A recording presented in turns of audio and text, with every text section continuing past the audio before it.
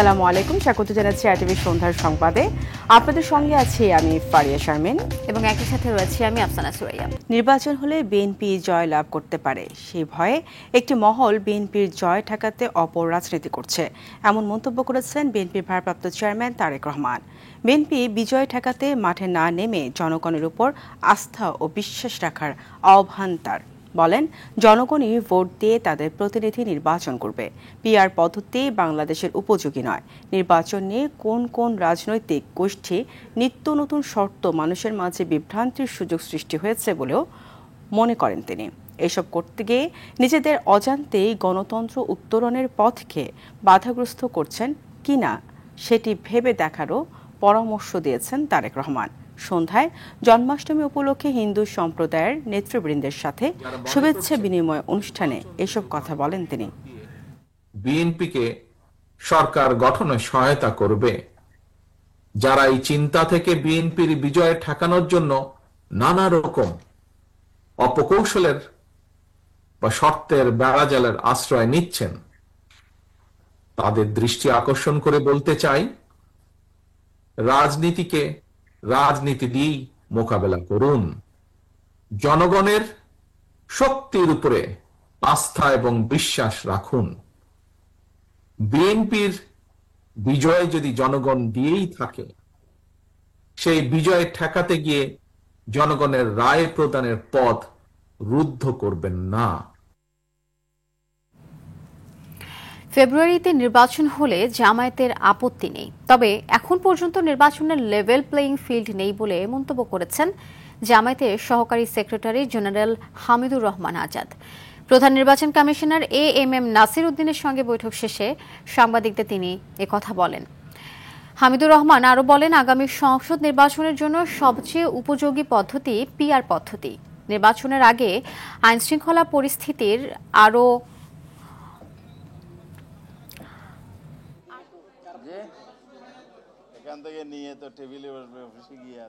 কালো টাকার ব্যবহার হয়েছে, সন্ত্রাস, কেন্দ্র দখল, এই জাতীয় বিষয়গুলো অনিয়ম অনেক কিছু হয়েছে। সেই জায়গাটা যদি বন্ধ করতে হয়, আমরা বেস্ট পদ্ধতি মনে করি পিআর পদ্ধতি। আমরাও সবসময় বলে আছি লেভেল ফ্লাইং ফিল্ড করতে হবে, সবার জন্য সমতল ভূমি না হলে, কারণ মাঠে খেলবেন কেউ উঁচু কেউ নিচে, তাহলে জাস্টিস হবে না, সেটার ভ্যালিড কথা।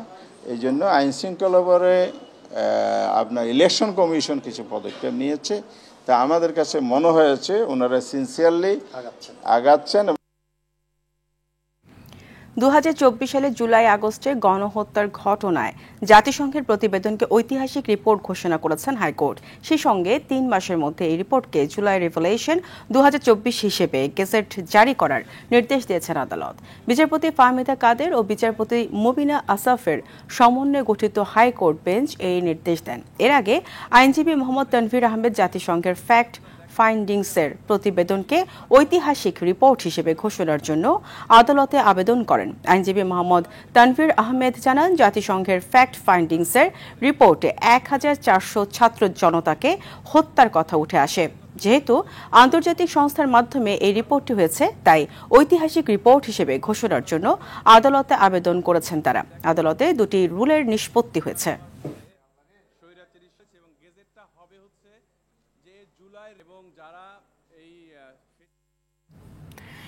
জুলাই আন্দোলনে আশুলিয়ায় 6 জনের লাশ পুড়িয়ে ফেলা ও একজনকে গুলি করে হত্যার ঘটনায় করা মামলায় বিচার শুরুর আদেশ দিয়েছেন আন্তর্জাতিক অপরাধ ট্রাইব্যুনাল 2। এই মামলায় এক পুলিশ সদস্য রাজসাক্ষী হবার আবেদন জানিয়েছেন। এদিকে দেলোয়ার হোসেন সাইদির মামলার অন্যতম সাক্ষী সুখরঞ্জন বালিকে অপহরণ, নির্যাতন ও আটকে রাখার ঘটনায় শেখ হাসিনা সহ 32 জনের বিরুদ্ধে ট্রাইব্যুনালে মামলা করা হয়েছে। এই বিষয়ে আরও জানাচ্ছেন বিপুল দেবরায়। 2024-এর 5 আগস্ট আশুলিয়ায় হত্যার পর 5 মরদেহ এবং জীবিত অবস্থায় একজন সহ 6 জনকে পুড়িয়ে লাশ গুম করা এবং 4 আগস্ট একজনকে গুলি করে হত্যার ঘটনায় করা মামলায় অভিযোগ আমলে নিয়ে বিচার শুরুর নির্দেশ দিয়েছেন আন্তর্জাতিক অপরাধ ট্রাইব্যুনাল 2-এর বিচারক। এই ঘটনায় অভিযুক্ত 16 জনের মধ্যে গ্রেপ্তারকৃত এক পুলিশ সদস্য রাজসাক্ষী হবার আবেদন করেছেন। উপস্থিত 8 জন আসামির মধ্যে 7 জন বলেছেন তারা নির্দোষ, তারা বিচার চান। বাকি যারা পলাতক আছেন তাদের পক্ষে স্টেট ডিফেন্স লয়ার আছেন, তাদের তো আর জিজ্ঞাসা করার সুযোগ ছিল না। একজন আসামি তিনি দোষ স্বীকার করেছেন। আরও যে কথা বলতে চান, উনি রাজসাক্ষী হতে চেয়েছেন, আদালত বলেছেন এই ব্যাপারে আপনি লিখিত আবেদন দিতে পারেন। এদিকে 5 আগস্ট চানখারপুলে 6 আন্দোলনকারীকে হত্যার ঘটনায় ট্রাইব্যুনাল 1-এ চলা মামলায় চতুর্থ দিন 2 জন আসামির সাক্ষ্য গ্রহণ হয়েছে।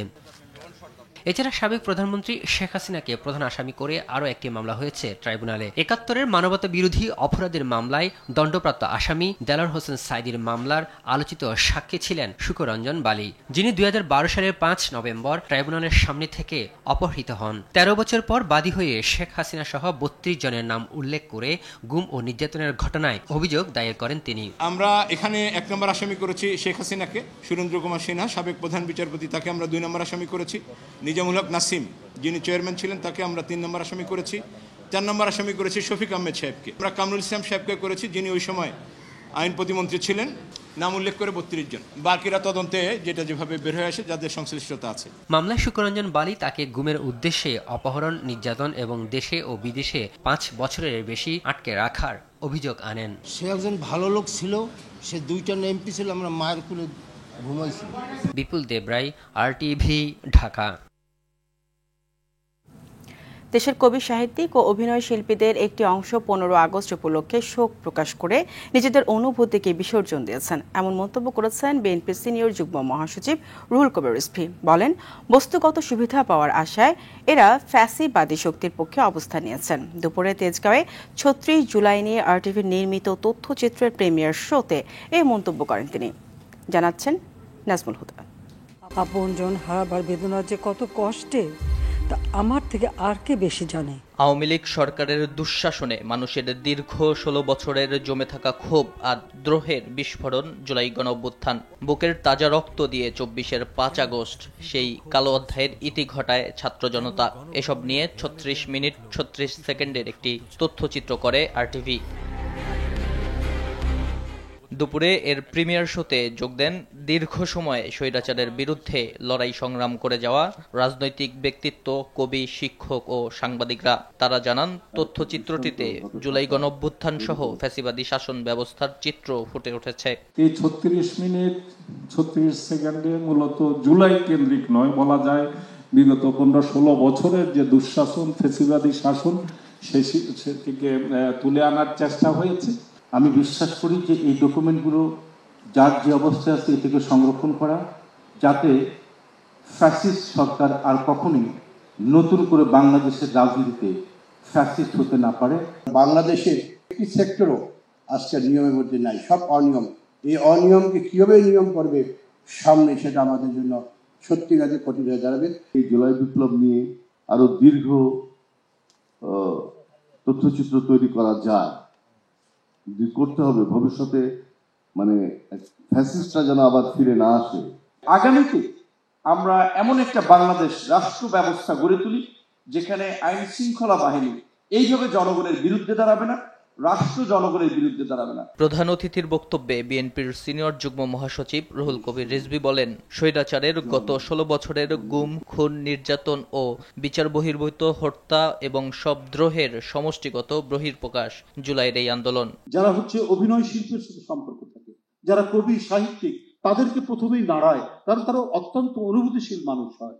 কিন্তু যে পানি লাগবে পানি বলে যে মুগ্ধ তার আরেক বন্ধুর জন্য গুলি খেতে খেতে তবুও পানি নিয়ে যাচ্ছে, এইটা এই সমস্ত অভিনয় শিল্পী, কবি, সাহিত্যিকদের মনকে এতটুকু নাড়া দেয়নি। তারা সেদিন এটা পোস্ট দিচ্ছে, আরো নানা কথা, তথাকথিত কবি, সাহিত্যিক, শিল্পী, অভিনয় শিল্পী, তারপরে আমরা সাংস্কৃতিক ব্যক্তিত্ব বা সংস্কৃতির চর্চার সাথে, শিল্পের চর্চার সাথে যারা থাকে, এরা বোধহয় তাদের ওই অনুভূতির জায়গাটা বিসর্জন দিয়েছে। ভবিষ্যতে কখনোই যেন স্বৈরাচার মাথাচাড়া দিতে না পারে, সেজন্য জনগণকে সোচ্চার হওয়ার আহ্বান জানান অনুষ্ঠানের বক্তারা। জুলাই বিপ্লব তো আমাদের একটি মহাকাব্যিক ঘটনা। এখানে আন্দোলনরত যারা ছিলেন তারা মহাকাব্যের এক একটা অনন্য চরিত্র। এটার উপরে আরো অনেক উপন্যাস রচিত হবে, কবিতা রচিত হবে, সাহিত্যকর্ম হবে। নাজমুল হুদা, RTV, ঢাকা। দেশে উগ্রবাদ মাথাচাড়া দিয়ে ওঠার চেষ্টা করছে উল্লেখ করে বিএনপি মহাসচিব মির্জা ফখরুল ইসলাম আলমগীর বলেছেন, নানাভাবে ৭১-এর চেতনাকে ভুলিয়ে দেওয়ার চেষ্টা চলছে। সনাতন ধর্মাবলম্বীদের সাথে জন্মাষ্টমীর মতবিনিময় সভায় তিনি এ অভিযোগ করেন। বিভক্তি বিভাজনের রাজনীতি পরিহার করার আহ্বান জানিয়ে মির্জা ফখরুল বলেন, তারেক রহমানের নেতৃত্বে একটি মানবিক মূল্যবোধ সম্বলিত দেশ গড়ে তোলা হবে। ৭১-কে ভুলিয়ে দেওয়ার অপচেষ্টা চলছে বলেও মন্তব্য করেন তিনি। এ সময় শেখ হাসিনার নেতৃত্বে আওয়ামী লীগ দেশের গণতান্ত্রিক কাঠামোকে পুরোপুরি ধ্বংস করে দিয়েছে উল্লেখ করেছেন বিএনপি মহাসচিব।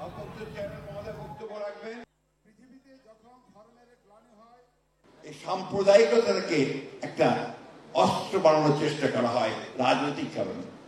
সেখান থেকে উঠে আসতে হবে আমাদেরকে সেখান থেকে সকলকে উঠে এসে সকল সম্প্রদায়কে এক করে আমার এই দেশ ও মাতৃকাকে আমাকে ভালোবাসতে হবে, তাকে নিয়েই আমাকে সামনের দিকে নিয়ে যেতে হবে।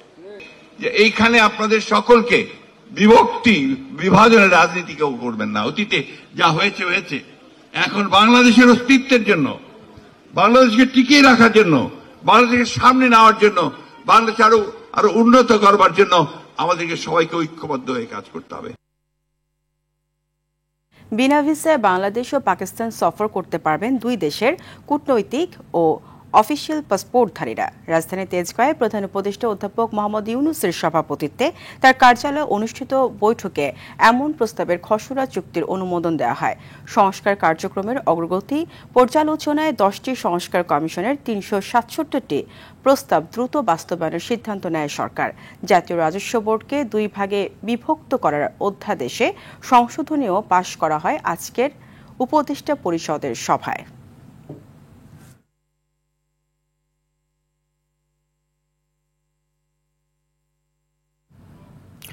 বৈষম্য বিরোধী ছাত্র আন্দোলনের সাবেক মুখপাত্র উমামা ফাতেমার নেতৃত্বে স্বতন্ত্র প্যানেল ঘোষণা করা হয়। স্বতন্ত্র শিক্ষার্থী ঐক্য প্যানেল নামে ঘোষিত এই প্যানেলে ভিপি প্রার্থী উমামা ফাতেমা নিজেই, প্যানেলে জিএস প্রার্থী ঢাকা বিশ্ববিদ্যালয় সাংবাদিক সমিতির সাবেক সভাপতি আল সাদি ভূঁইয়া। আবাসন ব্যবস্থার সমস্যার অবসান ঘটিয়ে একটি পরিপূর্ণ আবাসিক বিশ্ববিদ্যালয় করার প্রত্যাশা ব্যক্ত করেন ছাত্রদল থেকে ভিপি প্রার্থী আবিদুল ইসলাম খান। দেখুন রাকিব হাসানের রিপোর্ট। ডাকসু নির্বাচনের মনোনয়নপত্র জমা শেষে চলছে মনোনয়ন বাছাই প্রক্রিয়া। এ পর্যন্ত কেন্দ্রীয় সংসদে মনোনয়ন জমা দিয়েছে 28টি পদের বিপরীতে 509 জন ও হল সংসদে 13টি পদের বিপরীতে 1109 জন প্রার্থী।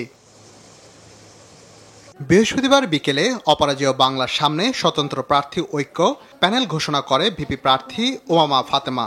বলেন, ক্যাম্পাসের কার্যক্রম ঠিক করবে শিক্ষার্থীরা, কোনো রাজনৈতিক দল নয়। ক্যাম্পাসের গতিমুখ কোন দিকে যাবে সেটা শিক্ষার্থীরা নির্ধারণ করবে, কোনো ছাত্র রাজনৈতিক সংগঠন নির্ধারণ করবে না, কোনো সাদা দল নীল দল নির্ধারণ করবে না। বিকেলে ছাত্র দল থেকে ভিপি প্রার্থী আবিদুল ইসলাম খান বলেন, গণরুম কালচার যাতে ঢাকা বিশ্ববিদ্যালয়ে আর কখনো না আসতে পারে এবং এ ধরনের অনৈতিক কাজকে রুখে দিবে তারা। গণরুম গেস্টরুম কালচার চিরতরে এই ঢাকা বিশ্ববিদ্যালয়ের মাটি থেকে মূলোৎপাটন করা হবে।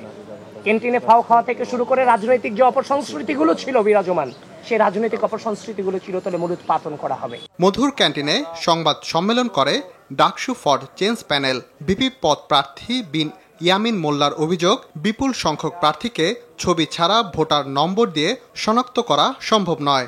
ইচ্ছা করে যেই সমস্যাটা 1 দিন 2 দিন 3 দিনে সমাধান করা যায়, সেই সমস্যাগুলোকে উনারা জিইয়ে রেখে ডাকসু বানচালের জন্য একটা চক্রান্ত করতেছে। আর কোনো রাজনৈতিক দলের কাছে ক্যাম্পাস যাতে প্রভাবিত না হয় এমন প্রত্যাশা সাধারণ শিক্ষার্থীদের। আমাদের স্টুডেন্ট হিসাবে প্রত্যাশা যে ইলেকশনটা ফেয়ার হবে আর অনেক ট্রান্সপারেন্ট হবে। এই নির্বাচনের মাধ্যমে যারা প্রতিনিধি নির্বাচিত হবেন তাদের কাছে যাতে আমরা প্রশ্ন তুলতে পারি। রাকিব হাসান, RTV, ঢাকা। তৃতীয় দিন শেষে জাহাঙ্গীরনগর বিশ্ববিদ্যালয় কেন্দ্রীয় ছাত্র সংসদ, জাকসু ও হল সংসদ নির্বাচনের মনোনয়ন ফর্ম সংগ্রহ করেছেন 833 জন প্রার্থী। এর মধ্যে 53 ব্যাচের একজন দৃষ্টি প্রতিবন্ধী প্রার্থীও রয়েছেন। জাকসু কমিশনের সদস্য সচিব অধ্যাপক AKM রাশিদুল আলম এসব তথ্য জানান। তিনি জানান, তৃতীয় দিনে কেন্দ্রীয় সংসদের জন্য 212 জন ও হল সংসদের জন্য 273 জন মনোনয়ন সংগ্রহ করেছেন। এ নিয়ে তৃতীয় দিনে কেন্দ্রীয় সংসদের জন্য 299 জন ও হল সংসদের জন্য 514 জন মনোনয়ন ফর্ম নিয়েছেন। এর মধ্যে জমা দিয়েছেন 740 জন। ছাত্র শিবির ইতোমধ্যেই সমন্বিত শিক্ষার্থী জোট নামে 25 সদস্যের প্যানেল ঘোষণা করেছেন। 11 সেপ্টেম্বরের নির্বাচন অবাধ নিরপেক্ষ করতে সেনাবাহিনী ও পুলিশ চেয়ে চিঠি দিয়েছেন বিশ্ববিদ্যালয় প্রশাসন। এই নির্বাচনকে কেন্দ্র করে বিশ্ববিদ্যালয়ের শিক্ষার্থীদের মধ্যে আমেজ দেখা যাচ্ছে। দলমত নির্বিশেষে সবাই আসুক, যাতে একটা ইনক্লুসিভ একটা প্যানেল তৈরি হয়। আমাদের সেন্ট্রাল উইং এবং বিশ্ববিদ্যালয় নেতৃত্বের সমন্বয়ে আমাদের প্যানেল গঠনের কাজ চলছে এবং খুব দ্রুত আমাদের প্যানেল প্রকাশিত হবে। যারা প্রার্থী হবেন এবং যারা ভোটার সবাই কিন্তু এই নির্বাচন নিয়ে খুবই উৎফুল্ল। আমরা দেখেছি যে প্রচুর সংখ্যক শিক্ষার্থীরা হল সংসদ এবং কেন্দ্রীয় সংসদে নমিনেশন পেপার উত্তোলন করছেন এবং তারা কিন্তু যেই শিক্ষার্থী বান্ধব কাজের মাধ্যমে শিক্ষার্থীদের কাছে দেওয়ার চেষ্টা করছেন। 3 দিন আগে কথা কাটাকাটি জেরে ঢাকা কলেজ ও সিটি কলেজের শিক্ষার্থীদের মধ্যে হাতাহাতির ঘটনা ঘটে। এর রেশ ধরে বৃহস্পতিবার সকালে রাজধানী নিউ মার্কেট এলাকায় আবারও 2 কলেজের শিক্ষার্থীদের সংঘর্ষ বাধে। এতে উভয় পক্ষের কয়েকজন আহত হয়েছেন বলে জানিয়েছে পুলিশ। কয়েকদিন পর তাদের এমন সংঘর্ষে ক্ষোভ জানিয়েছেন সাধারণ জনগণ। দীপ্তচন্দ্র পালের রিপোর্টে বিস্তারিত। রাজধানীর সায়েন্স ল্যাবে কথা কাটাকাটির জেরে ঢাকা কলেজ ও ঢাকা সিটি কলেজের শিক্ষার্থীদের মধ্যে থেমে থেমে পাল্টাপাল্টি ধাওয়া ও সংঘর্ষ চলে। সকাল থেকেই তাদের মধ্যে সংঘর্ষ শুরু হয়। শিক্ষার্থীরা জানান, 3 দিন আগে ঢাকা কলেজ ও সিটি কলেজের শিক্ষার্থীদের মধ্যে হাতাহাতির ঘটনা ঘটে। এর জের ধরে বৃহস্পতিবার 2 পক্ষের মধ্যে সংঘর্ষ বাধে। এই ঘটনাটা চলতেছে 3 দিন যাবত, তো ইন্টারের সাথে লাগছে আর কি। তো লাগার পর 3 দিন ধরে ঘটনা চলতেছে। ইভেন 23-24 স্টুডেন্ট যারা ছিল ওদেরকে নাকি সিটি কলেজ আমাদের ক্যাম্পাসে মেরে আসছে। ঢাকা কলেজের কয়েকজন আমাদের স্টুডেন্টদেরকে মেরে আহত করছে, যার ভুক্তভোগী আমি নিজেই।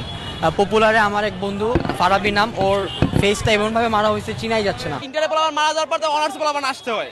এই যে আমরা এখন ওরা মারামারি করতেছে, আমরা এসে নিয়ে যাইতেছি ভাই। এটা যদি আমরা না নিয়ে যাইতে আজকে মনে করি সিটি কলেজের কিন্তু অবস্থা খুবই খারাপ হয়ে যেত। পরিস্থিতি নিয়ন্ত্রণে কাজ করেছে পুলিশ। সংঘর্ষের পর পুলিশ 2 পক্ষের মাঝখানে অবস্থান নেয়। এতে ঢাকা কলেজ ও সিটি কলেজের শিক্ষার্থীরা নিজ নিজ কলেজের সামনে সরে যায়। পরে ঘটনাস্থল পরিদর্শনে আসে ডিএমপির উপপুলিশ কমিশনার মোহাম্মদ মাসুদ আলম। জানান, ছোটখাটো বিষয় থেকে 2 কলেজের মধ্যে উত্তেজনার সৃষ্টি হয়। কেন বারবার এমন ঘটনা ঘটছে তার কারণ খুঁজে বের করা হবে বলেও জানান তিনি। গত পরশু দিনে কিন্তু তাদের মধ্যে উত্তেজনা ছিল, কিন্তু তখন তার তাৎক্ষণিকভাবে পুলিশের ইন্টারফেয়ারের কারণে ওই দিন আর কিছু হয় নাই। কিন্তু আজকে সকাল থেকে কেন এটা নতুন করে আবার এই উত্তেজনা তৈরি হলো আসলে আমরা এখনো জানি না, আমি বুঝিও নাই। তো আমরা দেখি এর গোড়ায় আমরা হাত দিতে চাই। এদিকে সংঘর্ষে নিউ মার্কেট এলাকায় যান চলাচল বন্ধ হয়ে যায়। এতে ভোগান্তিতে পড়ে সাধারণ জনগণ। একটা মুরব্বির উপরে ওরা পড়ে আছে, ওরা যে উঠবে, যে মুরব্বিটা যে ব্যথা পাইছে ওদের সেই সেন্স নাই। ওরা ওদের মতো মারামারি করে যাচ্ছে, ওইটুকু সেন্স তোদের নাই। তোরা তোদের ক্লাসগুলো তোদের মতো মিটাইতে পারোস না। করস কি, পাবলিক বাসে উঠে যাস, পাবলিক রোড ক্লাস করে দেয়, সবকিছু বন্ধ, আর ওনারাও কিছু করতে পারে। দীপ্তচন্দ্র পাল, RTV, ঢাকা। এদিকে বিএসসি ইঞ্জিনিয়ারদের নিয়ে কটাক্ষ করায় ডিপ্লোমা ইঞ্জিনিয়ারদের 24 ঘন্টার মধ্যে ক্ষমা চাওয়ার দাবি জানিয়েছেন বুয়েট ও ঢাকা বিশ্ববিদ্যালয়ের প্রকৌশল অনুষদের শিক্ষার্থীরা। গতকাল মধ্যরাতে রাজু ভাস্কর্য থেকে এমন দাবি জানান তারা। আন্দোলনকারী শিক্ষার্থীরা বলেন, কটাক্ষকারীরা ক্ষমা না চাইলে সারা দেশে তাদের বিরুদ্ধে কঠোর আন্দোলন গড়ে তোলা হবে। ডিপ্লোমা ইঞ্জিনিয়ারিং ছাত্র শিক্ষক ও পেশাজীবী সংগ্রাম পরিষদের 7 দফা দাবি সম্পূর্ণ অযৌক্তিক মন্তব্য করে তারা আরও বলেন, তাদের মেধা বিরোধী কোটার দাবি অবৈধ। প্রকৌশল খাতে যোগ্যতাবিহীন কোনো অপচেষ্টা চালাতে দেওয়া হবে না বলেও হুঁশিয়ারি দেন তারা।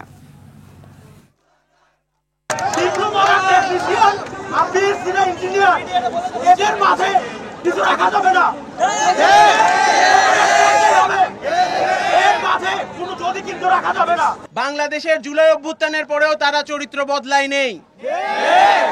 আজকের এক প্রেস কনফারেন্সে তারা প্রকাশ্যে বিএসসি প্রকৌশলীদের কুলাঙ্গার বলেছে। এটি শুধু অশালীন নয়, সরাসরি প্রকৌশল শিক্ষা ও পেশাজীবী সমাজকে অপমান করা। ডেঙ্গুতে আক্রান্ত হয়ে একদিনে 5 জনের মৃত্যু হয়েছে। এর মধ্যে 3 জন ঢাকা দক্ষিণ সিটি ও 2 জন রাজশাহী বিভাগের বাসিন্দা। এ নিয়ে চলতি বছরে ডেঙ্গুতে মোট মারা গেছে 110 জন। বৃহস্পতিবার স্বাস্থ্য অধিদপ্তরের প্রেস বিজ্ঞপ্তিতে এ তথ্য জানানো হয়। এছাড়া গেল 24 ঘণ্টায় ডেঙ্গু আক্রান্ত হয়ে 311 জন হাসপাতালে ভর্তি হয়েছেন। এ নিয়ে চলতি বছর হাসপাতালে ভর্তি হয়েছেন 27,782 জন। গেল 24 ঘণ্টায় সবচেয়ে বেশি 82 জন হাসপাতালে ভর্তি হয়েছেন বরিশাল বিভাগে। চলতি বছর সর্বোচ্চ 41 জন মারা গেছেন জুলাই মাসে। চলতি মাসে এ পর্যন্ত মারা গেছে 27 জন। একদিকে সময় মতো পণ্য খালাস করতে না পারা, অন্যদিকে লাখ লাখ টাকার জরিমানা, সব মিলিয়ে পতেঙ্গা কন্টেইনার টার্মিনালের অদক্ষতার কারণে ব্যবসা বন্ধ হয়ে যাওয়ার উপক্রম, এমন অভিযোগ ব্যবসায়ী ও সিএনএফ প্রতিনিধিদের।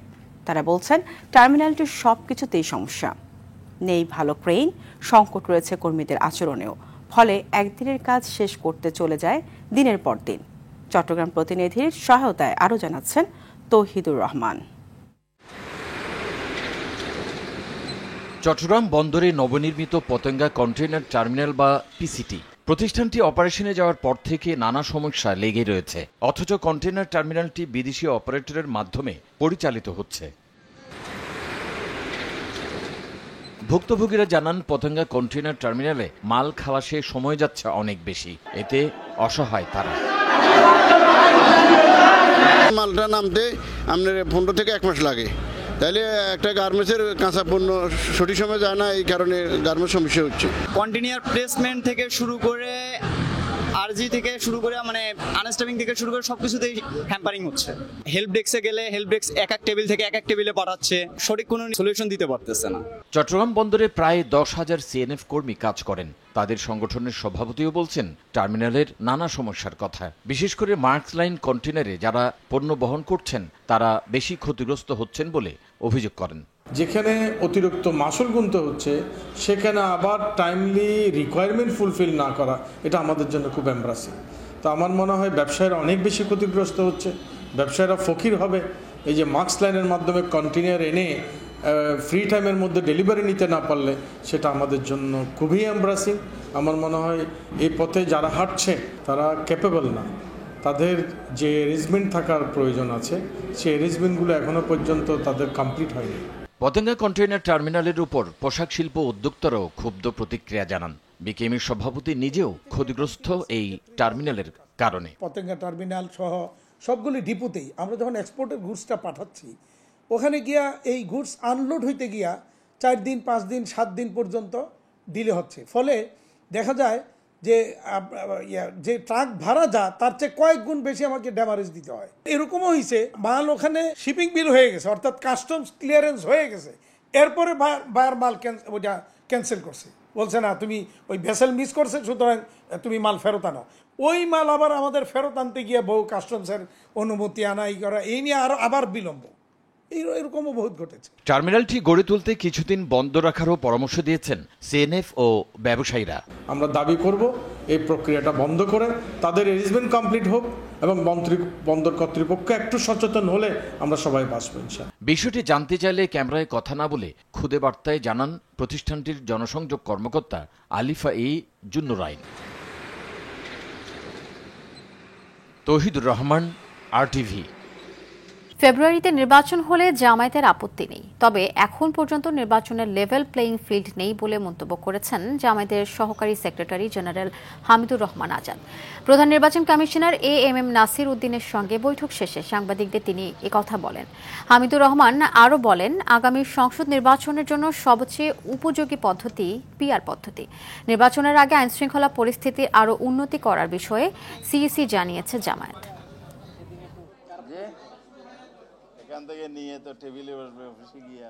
কালো টাকার ব্যবহার হয়েছে, সন্ত্রাস, কেন্দ্র দখল, এই জাতীয় বিষয়গুলো, অনিয়ম অনেক কিছু হয়েছে।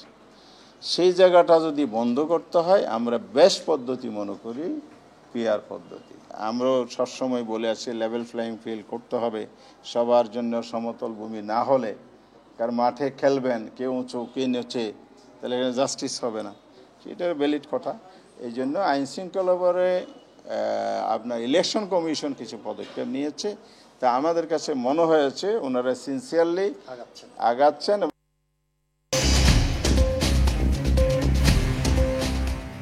সন্ধ্যার সংবাদ এই পর্যন্তই। রাতের সংবাদ 11:15 দেখার আমন্ত্রণ রইল। ধন্যবাদ সবাইকে।